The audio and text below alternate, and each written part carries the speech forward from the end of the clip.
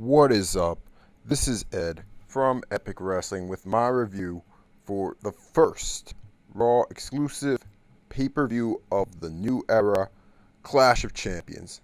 First match on the card, Nia Jax versus Alicia Fox. I think everyone kind of figured going into this, they're building up Nia Jax as a monster. She won the match. Nobody's surprised. And to be honest, at this point, I don't think anybody cares. Maybe if they put her in with like a Bayley or a Sasha, then maybe people start caring about Nia Jax.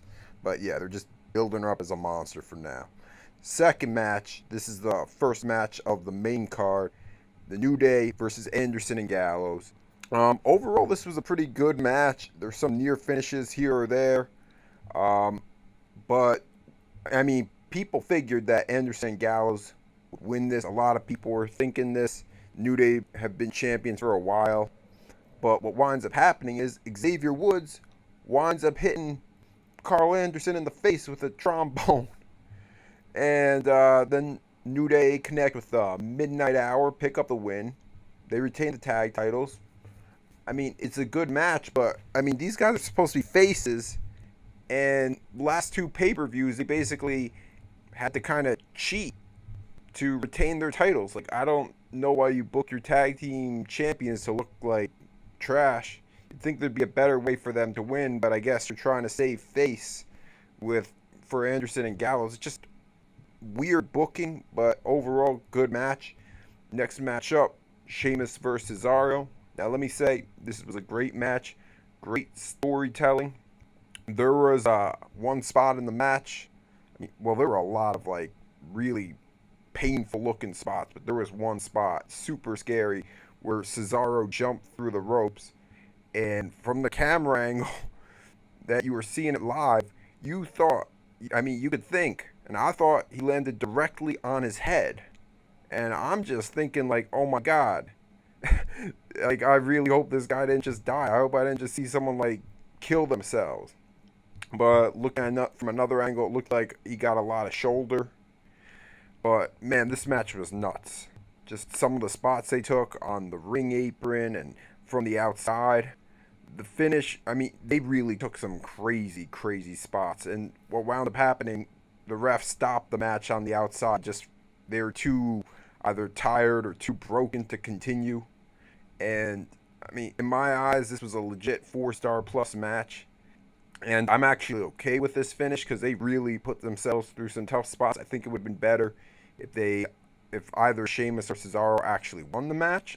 I think that would have been way better. But, I mean, we'll see where they go with this. I guess they didn't want to make either guy look too bad by losing the series. So, I'm very open to see where they're going with this. This is not bad booking at all, in my perspective. Next match, Jericho versus Sami Zayn. Another really good match. Lot of good tempo. There's like that good spot where Sami Zayn hits a DDT on the outside. Just vicious looking spot. He jumps through the ring ropes, DDT onto Chris Jericho. But what winds up happening, Chris Jericho wins the match clean with a code breaker for reasons I don't fully understand. I mean, I know Jericho's been very entertaining. People like what he's been doing. He's one of the highlights of Monday Night Raw. But Sami Zayn's supposed to be one of the future faces of the company, of WWE. And he's losing to Chris Jericho, who's old and past his prime.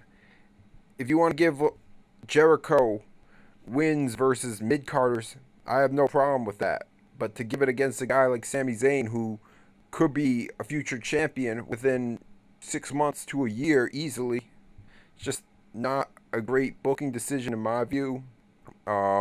But hey, they can do whatever they want, man. I disagree, but that's what's done. Next matchup, Charlotte versus Sasha. Oh, you know what? Hold up a sec. I actually missed the Cruiserweight match. I missed my review for that match. TJ Perkins versus Brian Kendrick. Now, actually, I might as well have missed the match on a lot of fronts because this was the sloppiest match that I've seen on a WWE pay-per-view in a long time. I mean, the cruiserweights, if you watch the Cruiserweight Classic, they put up some incredible stuff. I mean, what they've done is amazing. I counted 7 botches in this match, and all the botches in the match were by T.J. Perkins. Seriously, this guy had 7 botches. 7. It's not acceptable.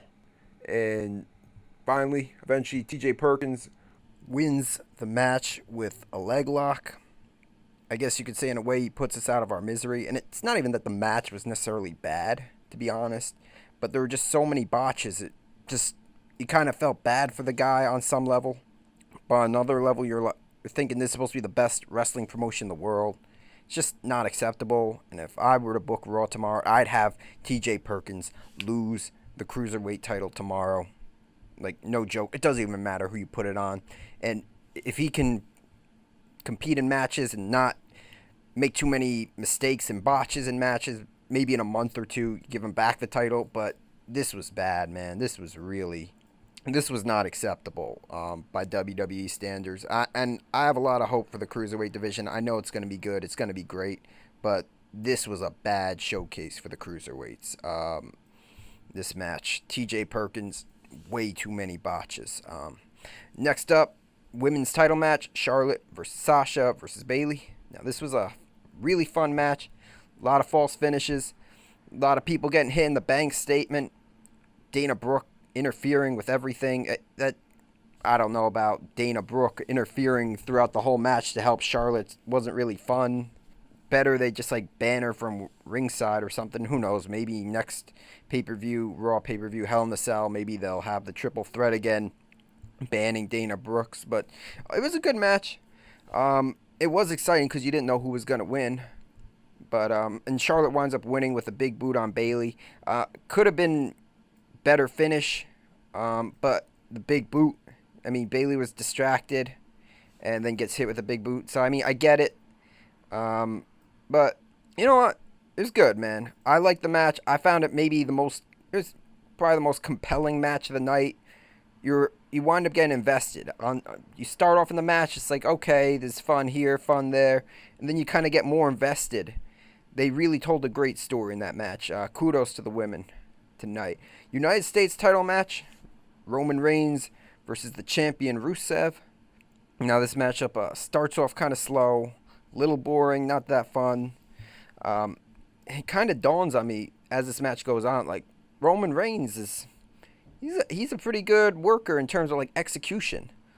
Like everything looks good, and I'd say I don't want to say he carried Rusev, but in a way, as the match started getting better and better, you're realizing like, yeah, Roman Reigns, his moves are pretty crisp.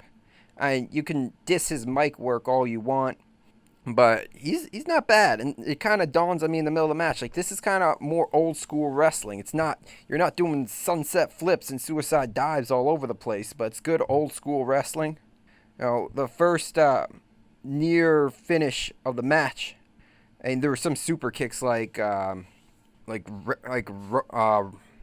hit a few super kicks here or there, but you know that's not gonna put away Reigns. But first real almost finish of the match, Reigns hits a spear, and Lana pulls the referee out of the ring. The ref makes Lana go to the back, and at this point, you know there are only a few ways this could end. At this point, either Rusev hits the accolade and makes Reigns pass out, or Rusev just runs away, or Reigns wins. So Rusev hits another super kick. Of course, that doesn't get him. Finally, Rusev puts in the accolade, and so I'm figuring, okay, well, Reigns could pass out. That's a possibility. And actually, Corey Graves, when he was giving commentary, said, yeah, a few men could pass out, because you know WWE's not going to let Roman Reigns tap out. But Reigns was able to power out, hits a spear, wins the U.S. title. I mean, this was an old school wrestling match. I felt like big, strong dudes. Wasn't like high flyers at all in any sense. But it was fun. It wasn't bad. I don't think it was as good as the Sheamus or Cesaro match or the women's match, but good match. I think it was a good call, honestly, to give Reigns the U.S. title, because just they book Reigns so strong it instantly makes the title more credible. And meanwhile, look at SmackDown. They got The Miz as the IC champ, and Miz has like zero credibility. and Reigns is booked like a friggin' monster, and he's the U.S. champ. So, I mean, I'm okay with this booking. I think it's good booking, and it's probably how I'd book it. Now, Kevin Owens versus Seth Rollins, main event for the Universal title. Now, honestly, like, thinking about, like, this match, going into it, there was, like, a promo beforehand where, like, Rollins is like, I'm going to prove how great I am, Stephanie, how awesome I am, blah, blah, blah. And all I'm thinking is, like, please don't let there be interference. Like, please let this be clean. No matter who wins, let this be a clean finish. We don't need more McMahon drama, BS. Like, I thought Stephanie might come in and interfere, or Triple H might come in and interfere. I'm just thinking, like, this could be a really great show. A really great show, as long as there's no interference, as long as this is a clean match. You know, even if Kevin Owens loses, as long as he looks good, it's okay. Even if Kevin Owens loses, he can still look good. Of course, the match starts, ding, ding, ding, and Kevin Owens jumps out of the ring as soon as the match begins. So he looks like a chicken shit heel. And it's like he looks like a coward. He looks like garbage. Way to make your champion look good. All right, great. Like, now, even if he wins, it's like he already kind of looks like garbage, like a coward. And I don't know, man. But eventually the match starts to build up. Things get good really quick. They're pulling out beautiful spots here and there. Kevin Owens talks a lot during the match, which eventually, after a while, I don't know if I liked it or I didn't. But, I mean, a little talking is fine. But Kevin Owens basically never shuts up the whole match. I guess that's what a heel's supposed to do. It's kind of fun. It's kind of engaging. But whatever, man. And Owens winds up dominating at least, like, first, like, 5 to 10 minutes. A lot of good moves here and there. Great pacing. They have a table spot where Owens goes through a table, or puts himself through a table. They wind up trading frog splashes for near falls. And then Jericho comes in, distracts Rollins. I'm like, please don't let this... Okay, Jericho's in. Please don't let this drag on too much. Please don't let this be like... I don't know, man. Like, he can distract a little. Don't make it go crazy. He's already there. He shouldn't be there. Please don't let this go too far. Ref gets knocked out. Fuck you, WWE. What the hell are you thinking? Who's booking this garbage? Rollins hits the pedigree, but the ref is out. Bunch of cheating takes place. Jericho comes and starts fighting Seth Rollins. Stephanie comes out, because why not? She has another ref. And Seth Rollins turns around, pop-up powerbomb, and Steph's new ref pins him, or gets the count, 1, 2, 3. That match was good. I mean, this match was good. It's still probably, I mean, maybe Sheamus Cesaro is a better wrestling match, but this was a good match. And then you have a garbage finish where you make your champion look like garbage. Who's booking this? What are they thinking? I mean, this is why Raw is going down in the ratings. And this was a good show until the main event, where they book their champion to look like garbage. I mean, it's okay for a heel to cheat a little, but where it's just, you got Stephanie helping him, you got a ref getting knocked out to help Kevin Owens, you got Jericho coming out, like, new ref. Really? So, alright, whatever, man. This was a bad way to end it. This was bad. I would have probably given this pay-per-view a B+ or an A-. Clash of Champions would have been a B+ or an A-, but I got downgraded the show to a C+ with that horrible ending, basically burying your product, burying your champion, making him look like garbage. I mean, the way he won the championship was having Triple H come out and literally pedigree Roman Reigns to eliminate him, and pedigree Seth Rollins, and then just hand Kevin Owens a title. That's terrible, man. That's a terrible way to make your champion look.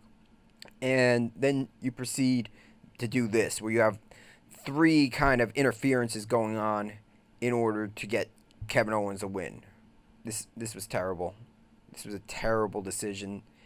And, yeah, I mean, I honestly think if it was just a clean win for Kevin Owens, like, the company would be doing better. Like, I feel like the Raw ratings would be better. I think their ratings are going to go downhill. Because how are you supposed to care about the WWE when their champion is just doing that kind of thing? He loses to Roman Reigns. in a steel cage match clean on Raw, and then you have him. The only way he wins his title with 3 interferences going on. How could you even booked it worse if he just walked out and just got counted out? I don't even know, man. This was terrible, though. Whatever, man. This is how WWE books things these days. Bad move. Whatever. Till next time, it's Ed from Epic Wrestling. Peace.